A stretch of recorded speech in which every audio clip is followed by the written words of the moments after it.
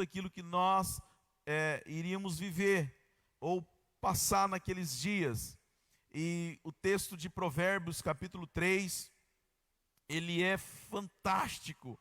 Eu nunca tinha olhado para esse texto com tanto carinho ou visto tanta riqueza, né? Porque eu tenho, nessa caminhada, irmãos, com Cristo, eu tenho visto, né, algumas coisas.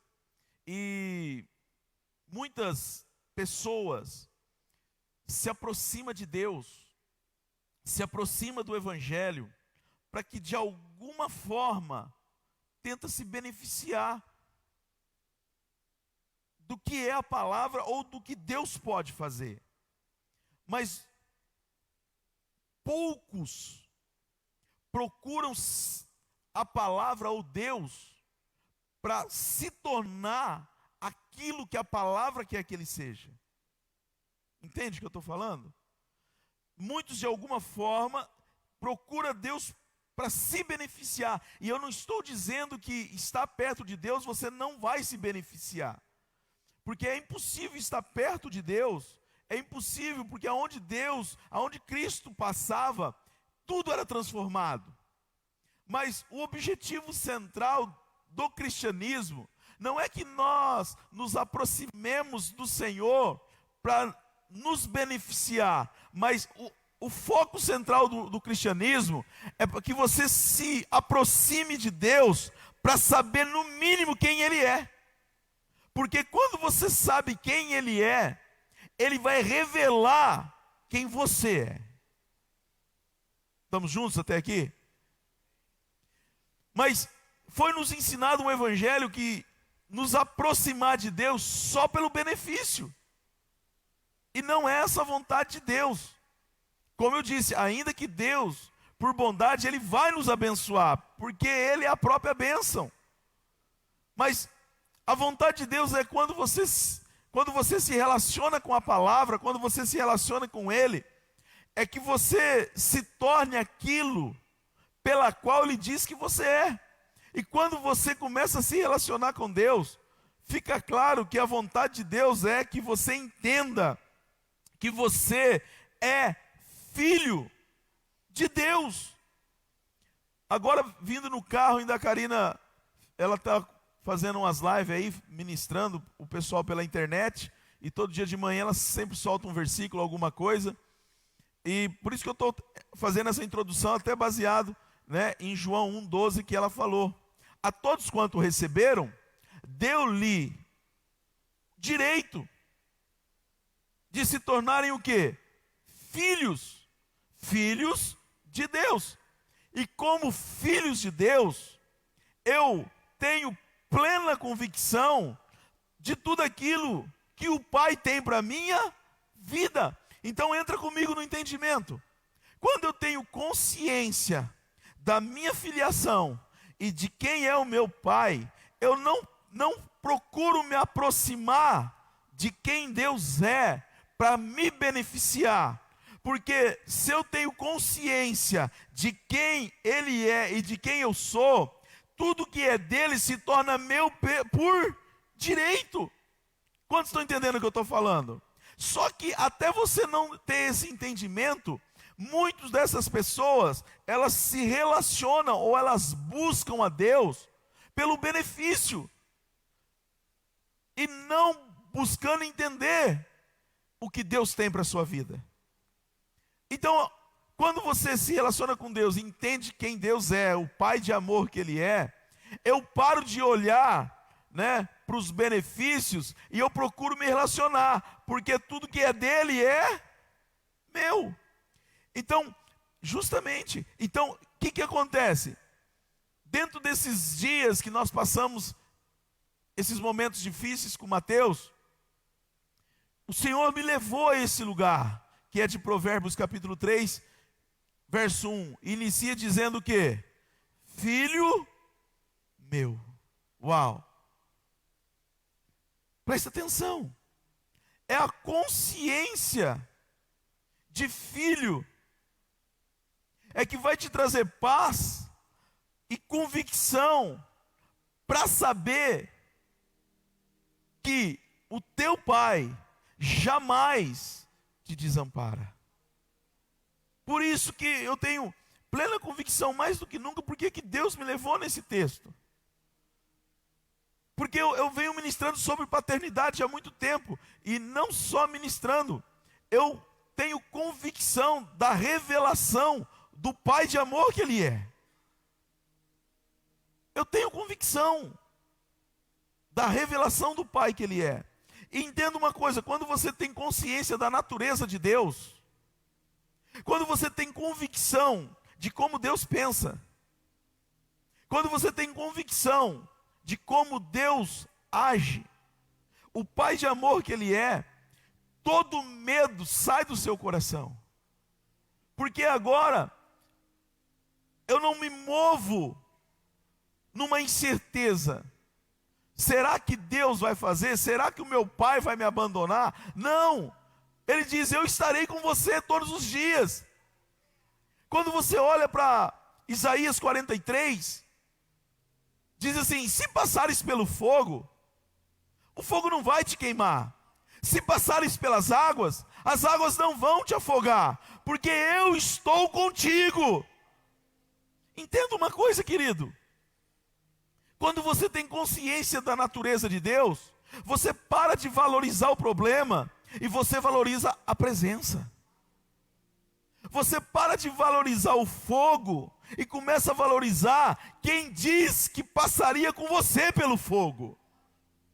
E naqueles dias de muita dor e sofrimento, nós sabíamos que quem estava conosco, quem estava segurando nas nossas mãos, e quem estava segurando na mão do Mateus. Então, nós sabíamos qual seria o resultado final dessa história. Porque nós sabemos que Deus não é glorificado com a morte, Deus é glorificado com a vida. O fracasso na vida do homem, na vida da mulher, é um desvio da vontade de Deus. Deus não nos criou para ser fracassado, Deus não nos criou para sofrer, Deus não nos criou para viver uma vida de derrota, Deus nos criou para ser a manifestação da sua glória. Mas isso é também uma mentalidade, isso é você ter convicção do que Deus diz que você é. Por isso que eu não posso me aproximar de Deus simplesmente para ser beneficiado, mas eu tenho que me aproximar de Deus para conhecer a sua natureza. Isso só tem uma forma, querido, é através da oração, é através da intimidade, é através da palavra, porque a palavra, presta atenção, a palavra mostra Cristo e Cristo revela o Pai. É assim, porque Jesus diz, quem vê a mim, vê o Pai. Jesus é o verbo encarnado. Então quando eu me relaciono com a palavra, eu me relaciono com Jesus. Me relacionando com Jesus, eu tenho a revelação de quem Deus é. Então agora eu sei qual é a sua natureza. É nesse lugar que nós precisamos estar. É nesse lugar, conhecendo a natureza de Deus. E ele diz, filho meu, não te esqueça do quê? Dos meus ensinos. Deus sempre fundamentou tudo aquilo que Ele quis para essa terra, através do quê? Do ensino. O ensino é fundamental, querido, para você sair de um lugar de dor e sofrimento, né? Conhecimento é poder. Eu vou repetir. Conhecimento é poder. Quem tem conhecimento sempre vai estar à frente das outras pessoas. Por isso, e isso é tão sério, que o cosmo, o mundo, ele tenta nos prender no entretenimento. E você vê pessoas que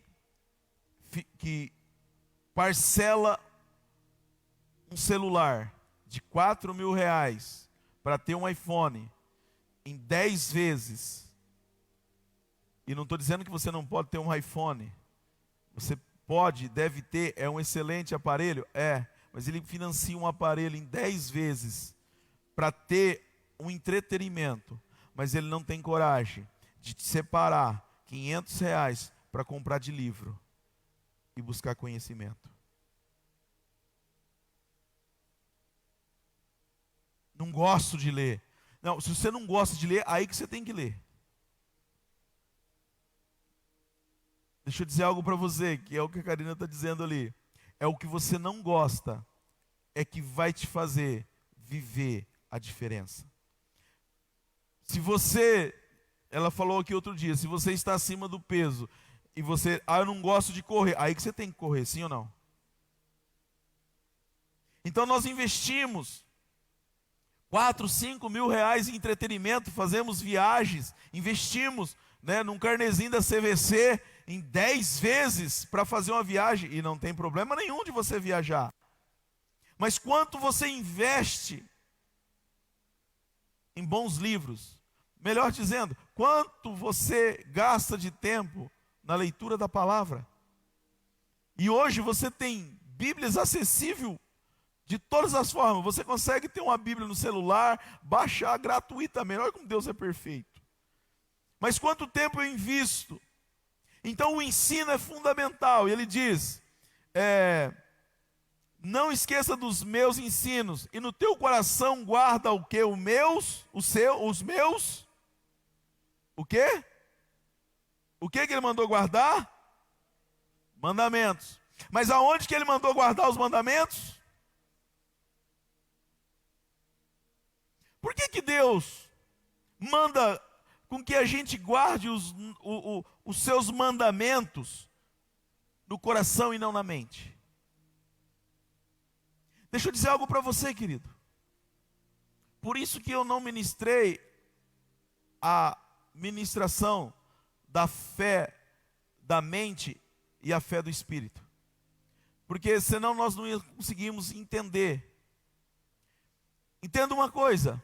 Deus manda guardar todo o nosso ensino no coração e não na mente. Por quê?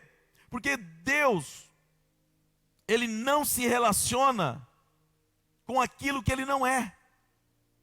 Quando a Bíblia fala de coração, a Bíblia está falando de espírito. Quando a Bíblia fala de mente, Deus está falando de alma. A alma é sentido, coração é espírito. Por isso que Deus não se relaciona com a mente, porque mente é alma. E Deus não vai se relacionar com aquilo que Ele não é.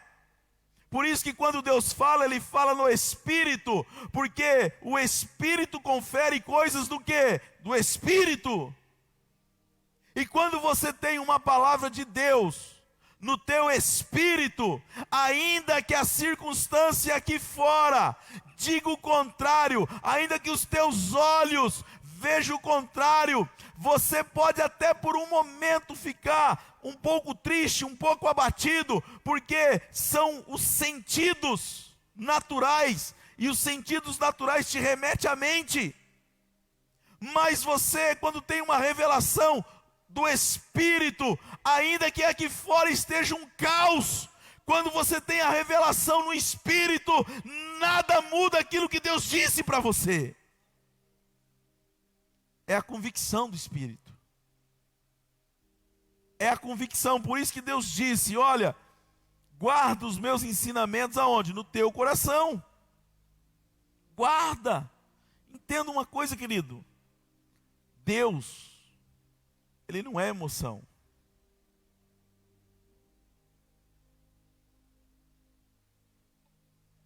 Esquece. Deus não é emoção. Deus não se move por birra. Deus não se move por manha. Deus não se move por problema. Deus se move por consciência. Por isso que tem muitas pessoas que recebem e outras não recebem. Porque Deus faz acepção? Não! É porque muitos estão com uma fé assentimentada, que é uma fé da mente, é uma fé, é uma esperança. Então ele tem uma esperança, mas não uma esperança de uma convicção, é uma esperança do amanhã, porque amanhã vai acontecer, amanhã talvez, é uma fé que nunca acontece, é só uma vontade, mas nunca acontece na sua vida. Por quê? Porque não é a fé do Espírito, não é uma revelação. Ele até crê que a Bíblia é verdadeira, ele até crê que Deus pode, ele só não tem convicção que Deus pode fazer na vida dele.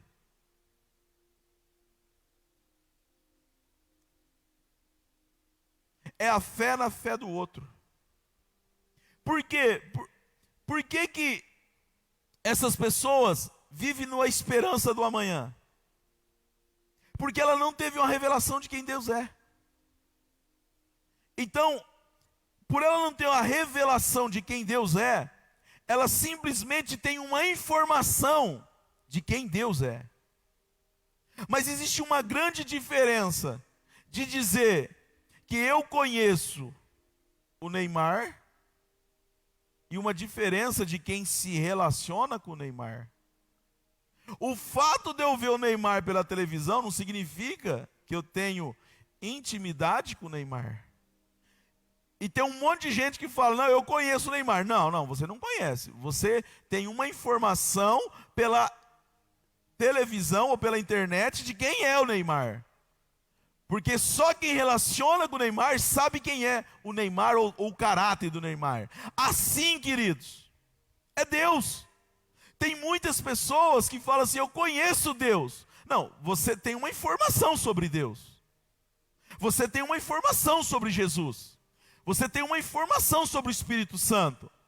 Mas você tem intimidade com o Espírito Santo. Você tem uma revelação. Você conhece o caráter dele, a natureza dele, para que no momento de dificuldade, ainda que aqui fora aconteça um monte de coisa, você continue firme naquilo que ele diz que ele é.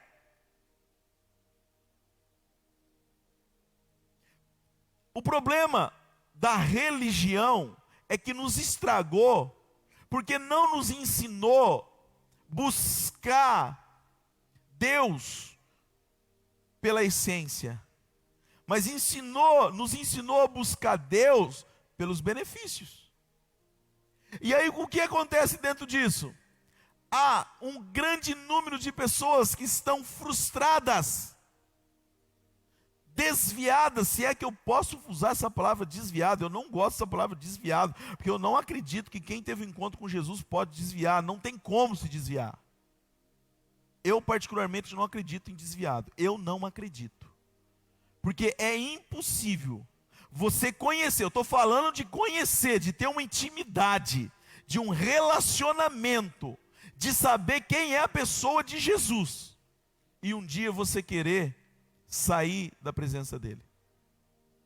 Eu não acredito nisso.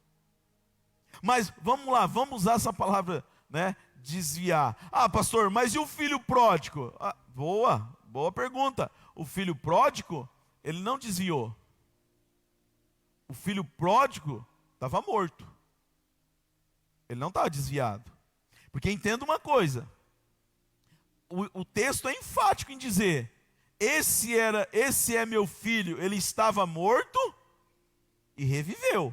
Ele voltou para a casa do pai, ele estava morto e agora ele o quê? Reviveu. Entenda uma coisa, querido. Muitas vezes, abre aspas no que eu vou dizer, o desviado está dentro da igreja, que quem está lá fora está morto. Pastor, por que o desviado muitas vezes está dentro da igreja? Porque ele está dentro da igreja sem saber quem Deus é. E pior do que você viver no pecado, é você viver dentro da igreja sem nunca saber quem Deus é. Isso é muito pior. Por quê? Porque quando você está lá fora, você ainda tem a grande possibilidade de vir para dentro e ter um encontro verdadeiro com Ele. O duro é quando você está dentro e você não sabe quem é. Aí que é o problema. Porque esse sempre foi o problema de Jesus com os religiosos. Porque Jesus, ele se apresenta, olha só, Jesus se apresenta para aqueles homens que eram os doutores da palavra, e quando ele se apresenta, aqueles homens diz que ele não era quem ele dizia que era. Olha que coisa terrível. Então aqueles que deveriam reconhecer imediatamente quem era o Messias, foi aqueles que disseram que ele estava blasfemando. E assim, muitas vezes tem acontecido até hoje. Então, muitos que estão... Deixa eu dizer algo para você. Jesus vai vir buscar uma noiva que está dentro da igreja, não é a que está lá fora. Só que nem todos que estão aqui dentro são a noiva da igreja. Ou a noiva de Jesus, perdão. Então, eu preciso ter a consciência e a revelação. Por isso que Deus, Ele não trabalha na sua mente. Ele não trabalha com aquilo que Ele não é. Ele sempre vai trabalhar com aquilo que Ele é. Eu sempre gosto de usar, porque entenda uma coisa, querido. O pecado, ele nos tirou da presença de Deus. É verdade, Deus vinha se relacionar com o homem todos os dias, na viração do dia, você conhece a história, né? E eles falavam, né, livremente. Quando entrou o pecado, né, ali o homem morreu. O espírito do homem morreu. E agora Deus não conseguia se relacionar mais com o homem. Por quê? Porque a parte que se relacionava com Deus foi a parte que morreu. É mais ou menos aquele cachorrinho lindo que você tem na sua casa. Você ama ele. E é verdade, você ama, porque eu tenho um lá em casa, eu amo ele. Eu falo com ele, mas ele não responde. Por quê? Porque nós... Você ri, Gabi, é verdade. A gente ama aquele bichinho lá. Eu falo com ele, mas ele não responde. Por quê? Porque ele não tem a mesma natureza que a minha. O fato de eu amar e eu falar com ele, não significa que ele entende. Não tem sintonia, não fala a mesma língua. Entenda uma coisa, eu estou te afirmando. Todos aqueles que não nascer de novo, não conseguem ter a revelação de quem Deus é. Porque você só vai ter a revelação de quem Deus é quando o teu espírito for vivificado. Porque Deus só fala onde? No espírito. E enquanto o teu espírito não for vivificado, você simplesmente tem uma informação de quem Deus é. Porque você se relaciona com o Deus da mente, o Deus da informação, mas não o Deus da revelação. E quando você tem a revelação da natureza de quem Deus é, 1000 cai ao teu lado, 10.000 à tua direita, mas você como filho, você tem plena convicção que você não vai ser atingido. Entende isso?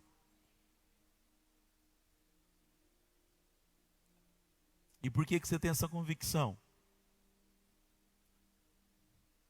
Quem é o pai aqui, que se alguém viesse fazer mal para o seu filho, deixaria alguém fazer mal para o filho? Alguém aqui deixaria? E nós que somos maus e limitados, se alguém viesse fazer mal para um dos nossos filhos, nós não deixaríamos. Porque o filho sabe quem o pai é. E o filho sabendo quem o pai é, ele se sente seguro. Entende isso? Então quando você sabe quem é o teu pai, ainda que se você passe pela sombra do vale da morte, não temerei mal, porque o seu cajado, a sua vara e o seu cajado há de me consolar. Uau, querido, eu não sei se isso para você faz tanto sentido para nós, que talvez passamos por situações de ter que passar pelo vale, ou no mínimo estar junto com pessoas que passou pelo vale. Porque você entra num lugar de uma convicção, de saber, Deus, eu não caminho pelo que eu vejo, eu caminho pelo que o Senhor disse. Porque por várias vezes, naqueles dias de UTI, eu disse: Senhor, eu não estou pregando um Deus de fábula. Eu não prego um Deus de mentira. Eu sei com quem eu tenho me relacionado. Eu sei o que o Senhor é. E eu sei que o Senhor não é glorificado na morte do meu filho. Então eu sei, Pai. Eu sei porque sei que o Mateus vai sair daqui para honrar e glorificar o teu santo nome. Entende isso? Isso vai gerando dentro de você. Mas para você ter essa convicção, querido, você precisa saber quem Ele é. Porque sabendo quem Ele é, Ele revela quem você é. E aqui o texto continua dizendo: porque eles aumentarão os teus dias e te acrescentarão anos de vida. O que vai acrescentar? Vai acrescentar. Uau! Esse Deus é perfeito, cara. É a convicção e o entendimento de saber quem Ele é. João 10 diz que o ladrão veio para matar, roubar e destruir. O problema é que muitas pessoas param nisso. Pastor, mas o diabo está aí para matar e destruir. Ele está matando, ele está destruindo. E tem muita gente dando foco naquilo que o diabo está fazendo. Tá, o diabo está fazendo a parte dele. É verdade? É. Mas eu não posso parar na metade do versículo. O ladrão veio para matar, roubar e destruir. Mas Jesus disse: eu vim. Graças a Deus Ele veio. Graças a Deus, Jesus veio. E Ele veio para que nós tenhamos vida. Vida. Deus enviou Jesus não para que a gente vivesse a morte, não para que a gente vivesse a derrota, não para que a gente vivesse o sofrimento. Jesus disse: eu vim para que vocês tenham vida. Vida. E viva em abundância. Viva. Desfrute da vida. A vida é um presente, é dádiva.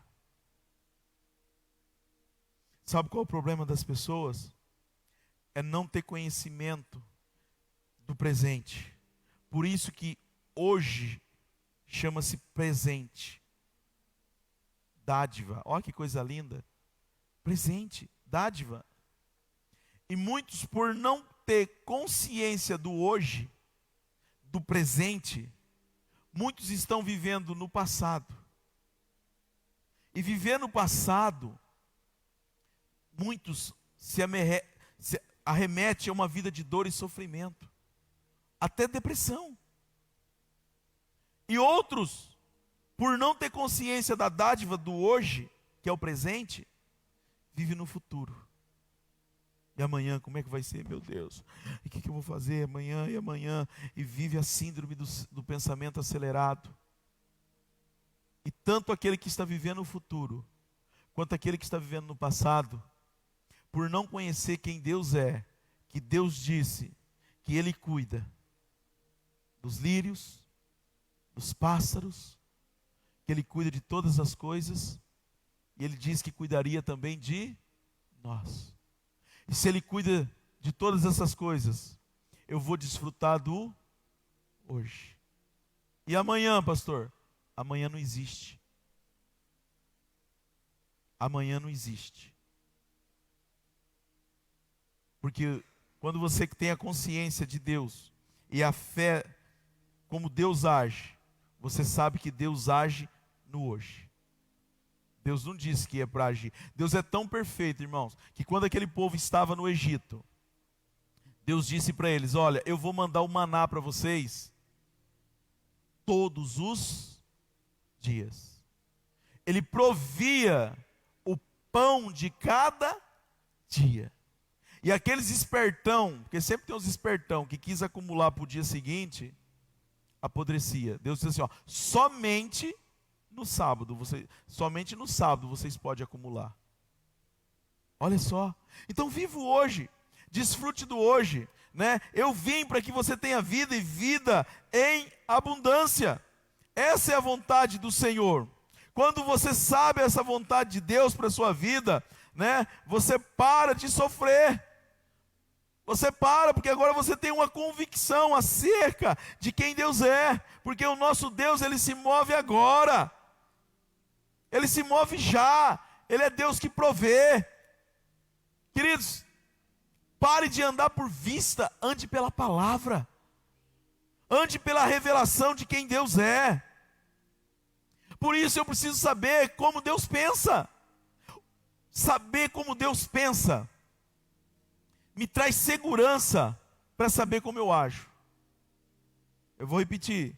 Saber como Deus pensa me traz segurança para saber como eu devo agir. Me traz segurança. Como que Deus pensa? Nesse lugar eu tenho segurança. Então não importa se eu vou passar.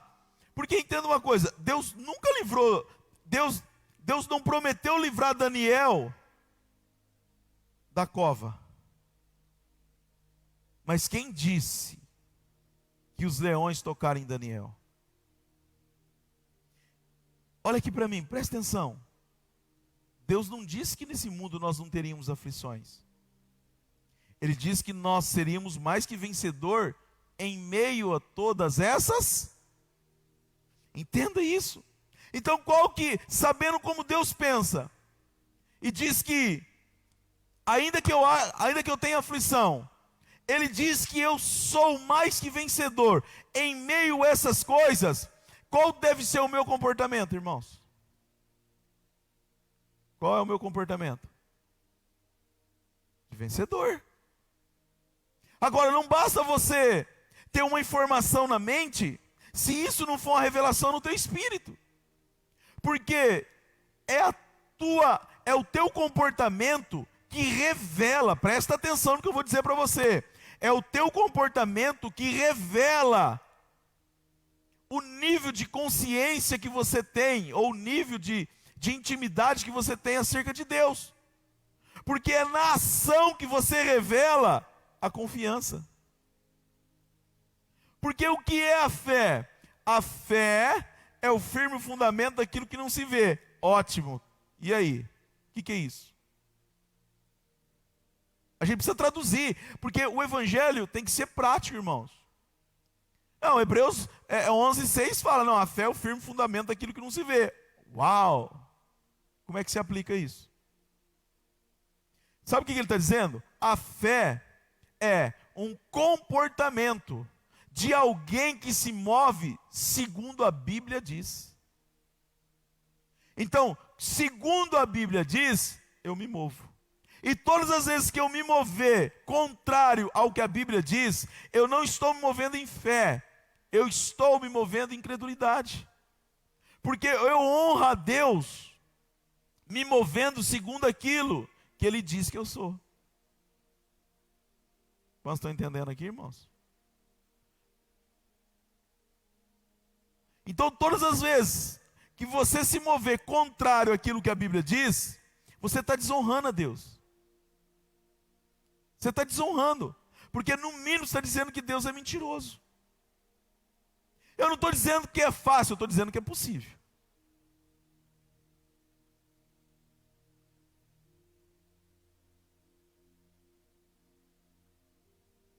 A fé é simples,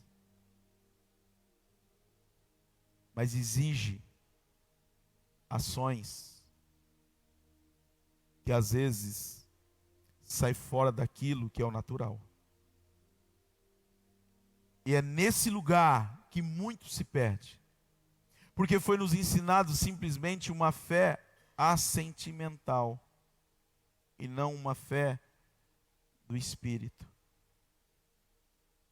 Quer ver uma coisa que é uma fé sentimental? Não foi da vontade de Deus curar, pastor. Então, para justificar a nossa incredulidade, a gente cria uma resposta para as pessoas.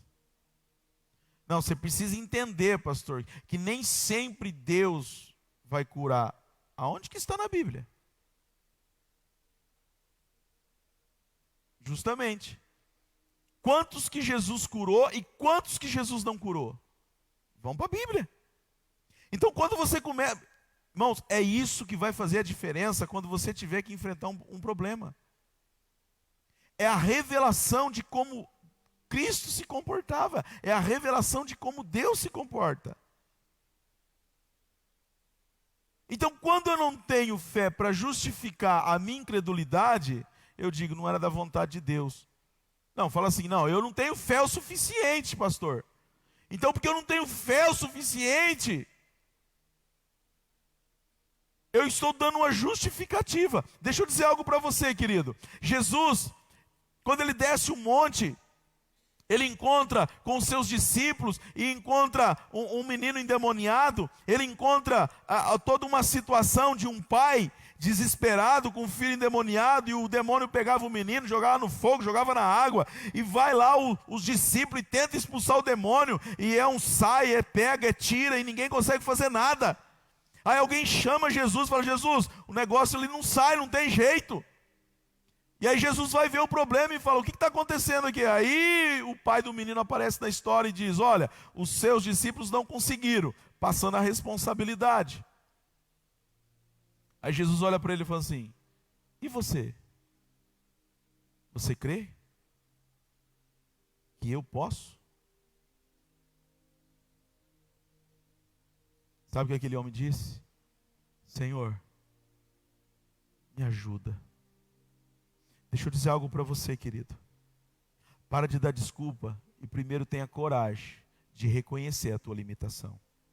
Deus não tem problema com as nossas limitações. Deus tem problema com a nossa arrogância. Sabe qual é o nosso problema? Porque muitas vezes nós colocamos uma capa de espiritual. Uau, uau. Porque a gente está dentro de uma igreja. Mas quando vem o problema, e deixa eu dizer algo para você, eu não sou profeta da desgraça, eu sou profeta de bênção. Mas a Bíblia diz que o dia mau vai vir para todo mundo. E o dia mau vai vir para todo mundo, sabe para quê? Para revelar o que de fato você conhece de Deus. Porque aquele homem teve que ter coragem de arrancar aquela capa maldita, se despir, chegar diante de Jesus e falar, Jesus, o problema não é os teus discípulos, o problema não é o meu filho, o problema sou eu. Me ajuda na minha falta de fé. Aí Jesus olha e fala, uau, agora eu posso te ajudar. Deixa eu dizer algo para você, querido. Sabe por que Jesus veio na terra? Ele veio realmente para fazer aquilo que eu e você não podia fazer. Porque se eu e você pudéssemos fazer, ele não precisaria ter vindo. Só que muitas vezes a nossa arrogância é tão grande que a gente não consegue se render e dizer, Deus, me ajuda. Eu preciso de Ti. Então a gente coloca uma capa para dizer que a gente é. Mas quando você entra sozinho no teu lugar, ou onde você está sozinho, você fala assim, meu Deus, eu não sou. E aí, querido, é você e Deus, sou eu e Deus. Sou eu e Deus. Então nós precisamos ter esse entendimento acerca do que Deus tem para as nossas vidas. Ele diz que Ele quer acrescentar. Deus nunca veio para tirar. Ele quer acrescentar. E acrescentarão anos de vida. Quando Deus falou isso para mim, eu falei, você escutou isso, capeta? Não, presta atenção, capeta. Lê comigo aqui, porque é isso que Deus está falando acerca do meu filho.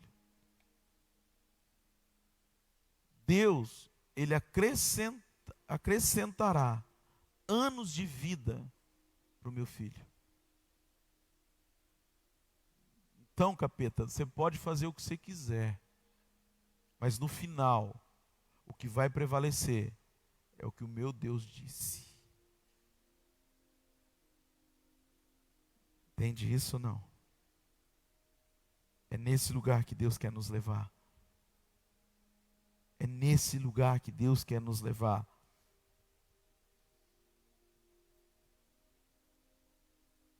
A ideia de Deus, através de Cristo, é levar o homem de volta aonde? A origem. É levar o homem de volta ao Éden, aonde o homem possa desfrutar da plenitude de Deus para a sua vida.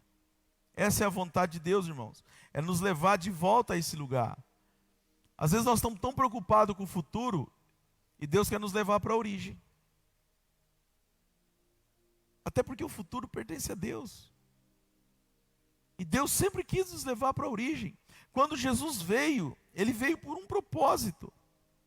O propósito de Deus, Jesus diz: eu sei da onde vim, sei por que vim e sei para onde vou. O propósito de Deus na vida de Jesus era a revelação da filiação e da paternidade de Deus. Porque enquanto Jesus estava multiplicando, enquanto Jesus estava curando, enquanto os sinais estavam acontecendo, os judeus não estavam com problema com Jesus. Sabe aonde Jesus teve problema? Quando ele disse assim, ó: quem vê a mim, vê o Pai. Eles falaram: blasfêmia. Blasfêmia. Por quê? Porque Jesus, Ele veio restaurar a comunhão do quê? Da paternidade. Ele veio restaurar esse relacionamento do pai com os filhos. E ontem foi interessante porque nós estávamos no nosso retiro de jovens e o tema é DNA de filho. E na madrugada de sexta para sábado, o Senhor me acordou, era 3h36 da manhã, eu fiz questão de olhar, e o Senhor me dando uma revelação. E não era nem eu que ia pregar de manhã, era a pastora. Mas quando Deus dá a revelação, eu gosto de anotar, né? E normalmente Deus gosta de acordar a gente de madrugada, irmão. Pensa num trem esquisito, né? Eu acho que é para Ele ver se a gente tem fé, né? Eu acordei de madrugada, porque, irmão, acordar 3h36, só Jesus para acordar a gente, sim ou não? E aí a gente acordei e o tema era DNA de filho. E Deus disse assim para mim: filho, quando uma família, quando um casal decide casar e constituir uma família, uma das coisas que eles sabem é que no relacionamento, quando os filhos vierem, é que eles vão ter que se doar muito mais. O cuidado que eles vão ter que abrir mão de muitas coisas. Muitas dessas vezes eles vão errar, e o erro que eles cometerem vai cair sobre a vida dos pais, porque é os pais que são responsáveis pelos filhos. Eu falei: é verdade, Senhor, eu sei bem na prática como funciona isso. Ele falou: então, foi assim com vocês. Porque quando nós nos reunimos como Trindade, nós sabíamos disso tudo. E quando nós nos reunimos como Trindade e decidimos que nós teríamos uma grande família, nós sabíamos que os filhos iam falhar, os filhos iam dar trabalho, os filhos iam fazer um monte de coisa errada, e que quem ia ter que resolver todo o problema era nós. E mesmo assim, nós decidimos ter uma grande família. Eu falei, uau, Deus, o Senhor é perfeito. O Senhor é maravilhoso. Porque foi isso que aconteceu. Deus criou o homem, plantou o homem no jardim do Éden, deu tudo perfeito para o homem, e o homem foi lá e fez o quê? Caquinha. Estava usando fralda ainda, fez caquinha. E quem teve que resolver o problema? Entende? Quem teve que se doar naquela cruz foi o filho? O pai, na pessoa de Jesus. Quem foi lá e se entregou, quem foi lá e renunciou, quem foi lá e amou, e a Bíblia diz que Ele nos amou e amou até o fim. Olha só o amor de Deus, é fantástico. Ontem, depois do almoço lá na chácara, nós nos reunimos e começamos a conversar, e o assunto de crente é sempre Bíblia, né? E eles começaram a fazer um monte de pergunta, né, da Bíblia, e aí eu comecei a trazer um monte de resposta daquilo que eles estavam perguntando, que nem eu sabia que eu sabia. Eu falei, meu Deus, como é que eu sabia disso? Né? Mas a Bíblia, ela é fantástica, porque ela vai encaixando em tudo, ela é perfeita. Então quando você sabe qual é a vontade de Deus, querido, tudo muda, né? Deus não é glorificado com o fracasso, Deus é glorificado com o quê? Com a vida, com a vitória. E quando você entra nesse lugar, querido, de entender, eu quero chamar os meninos do louvor aqui. Quando você entra nesse lugar de revelação e entendimento, de saber quem Deus é, e saber quem Deus te tornou, você começa a ter um comportamento agora, que aonde você chega, você começa a inspirar pessoas. E as pessoas começam a querer estar perto de você, por causa daquilo que você carrega.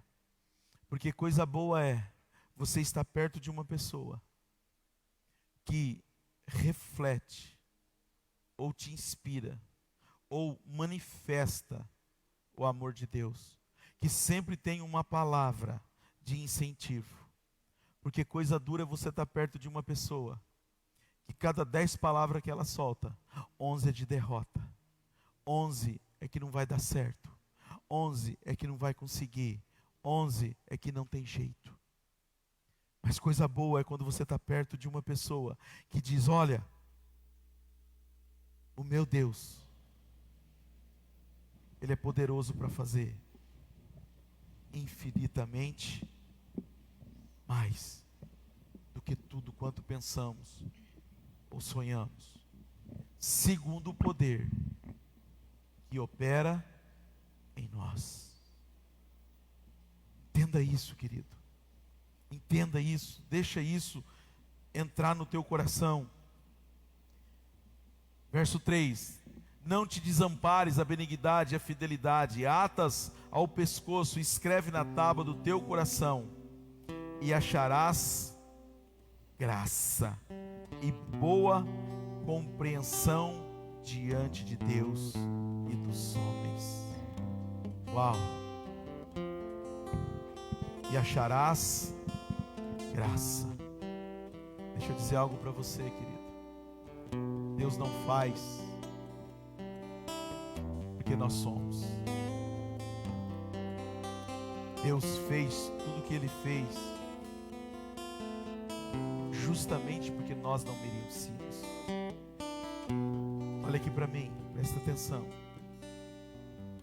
Enquanto você achar que você é, você nunca vai desfrutar do favor de Deus. Porque o que é a graça? Graça é o favor imerecido. Eu não merecia, você não merecia, mas o Senhor, Ele nos fez merecedor através de Cristo. É o Senhor quem nos fez merecedor. Eu não merecia, porque o pecado, irmãos, realmente tirou a nossa saúde. Mas Jesus, sabedor disso, a Bíblia diz que Ele foi lá e tomou o pecado, e era nosso, para que hoje nós tivéssemos o quê? Saúde, vida e vida em abundância. Coloque-se de pé. Que essa palavra possa ter gerado algo no teu coração.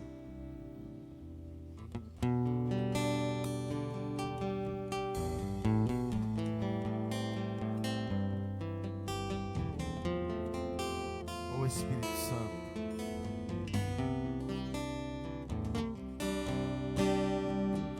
O Espírito Santo. Ministra os nossos corações. Ministra as nossas vidas, Pai. Ministra, Senhor, de uma forma toda poderosa, Pai. Que nós possamos, Senhor, buscar nos relacionarmos com a Tua presença, Pai. Que nós possamos verdadeiramente, Senhor, nos relacionarmos com o Pai de amor, o Pai que teve coragem de entregar Cristo naquela cruz, para que hoje nós pudéssemos ter vida, e vida em abundância.